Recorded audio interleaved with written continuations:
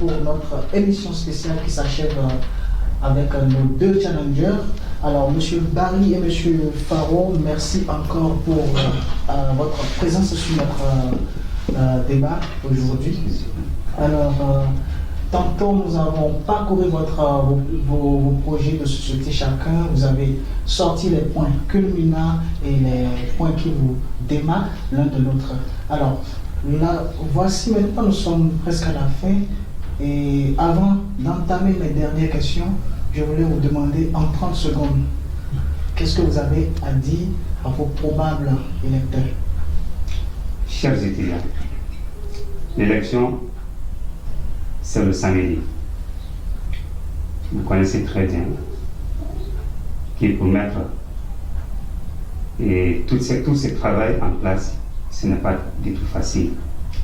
Donc, je me suis bâti corps et âme pour rédiger mon plan d'action, mon projet que j'envisage pour vous les étudiants guinéens. Parce que votre bien-être est mon souci principal. Donc le jour de vote, je vous appelle massivement à voter en ma faveur. Car j'ai des projets gigantesques et titanesques pour votre bien-être, comme je le disais tantôt. Surtout en ce qui concerne l'éducation. Donc faites tout possible. Le jour de vote, qui sera le samedi, venez très massivement à voter en ma faveur surtout. Donc si vous votez pour moi, Inch'Allah, vous avez choisi un meilleur choix. Et vous avez choisi un bon choix. Merci beaucoup, M. Faro. Alors, revenons à vous, M. Barry, en quelques secondes. Quel est le mot d'ordre pour vos probables lecteurs? Chers étudiants, je m'adresse à vous aujourd'hui pour vous donner l'enjeu de la situation actuelle de notre bureau. Comme vous le savez, depuis 2 années, nous voyons ce qui se passe au sein de notre structure. Notre structure estudiantine était une structure valeureuse, une structure qui était vraiment au service des étudiants. Mais comme nous l'avons constaté ces dernières années, cette structure a toujours été une structure qui n'a pas valablement été au service des étudiants. Aujourd'hui, je me porte garant de défendre les intérêts des étudiants, d'être au service des étudiants, de vous écouter. Chers étudiants, vous me connaissez. J'ai toujours été à votre service. Je vous ai toujours servi avec toute loyauté. Aujourd'hui, je vous demande de réfléchir. Réfléchissez, prenez votre choix. Choisissez-moi si vous me faites confiance.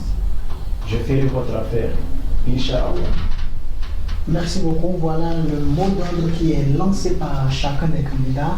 Alors, on ne va pas finir comme ça sans cette dernière question que je vais d'abord poser à monsieur. Je crois que je vais commencer par monsieur Barry. Alors, monsieur Barry, si après le vote, vous n'êtes pas élu, serez-vous apte ou bien disponible à travailler avec monsieur Faro si c'était lui le président? Une très bonne question. Je pense que pour le civisme, pour l'intérêt supérieur de tous les étudiants, et pour montrer que l'essentiel pour moi, ce n'est pas d'être à la présidence, mais d'apporter ma modeste contribution à l'épanouissement des étudiants, je serai disposé à travailler avec mon cher ami s'il me tendrait la main. Avec des conditions, bien sûr. Des conditions que vous avez posées, monsieur? Oui. Ok. Alors, monsieur Faro, si vous êtes élu président, vous allez prendre dans votre équipe monsieur Barry? Bon, monsieur Barry, d'abord, c'est un frère, c'est un ami de longue date. Donc, nous avons été membres d'une association depuis au pays qu'on appelle Association des élèves et étudiants musulmans de Guinée à Niger. Donc je connais sa qualité, je connais son enthousiasme, je connais sa motivation, je connais son engagement. Donc c'est une personne précieuse. S'il est dans mon équipe, donc je me sentirai toujours à l'aise. Pourquoi je me sentirai toujours à l'aise? Parce que je ferai, c'est-à-dire ma mission comme ça se doit. je vois qu'il est engagé pour servir cette communauté accidentine guinéenne d'Égypte, que je suis engagé aussi de le servir. Donc, si il est une fois élu en tête de cette communauté accidentine, je vais faire appel à lui de venir travailler avec moi dans la sincérité, avec toutes ces conditions qu'il va, c'est-à-dire m'épouser. Donc, je serai à cette disposition pour accepter ces conditions pour qu'on puisse servir cette communauté accidentine. Donc, voilà un air de fair play qui montre comme une perfusion dans l'atmosphère. On ne dirait pas qu'il y a un challenge, mais dites-moi. Je voyais que c'était un tout petit peu difficile pour lui. Donc pour ce cas, on s'est promis de s'engager dans une bataille légitime, une bataille respectueuse. Et avec beaucoup de fair play, comme vous l'avez démontré lors de ce débat, quand moi je suis revenu avec mon collaborateur Serge, on était aussi très surpris de voir que ces deux amis qui, presque des frères qui sont ensemble, on ne sentait pas cette atmosphère de lutte, de challenge. Mais déjà, c'est le fair play et ça doit être une très belle leçon à nos politiques qui dirigent nos chers pays.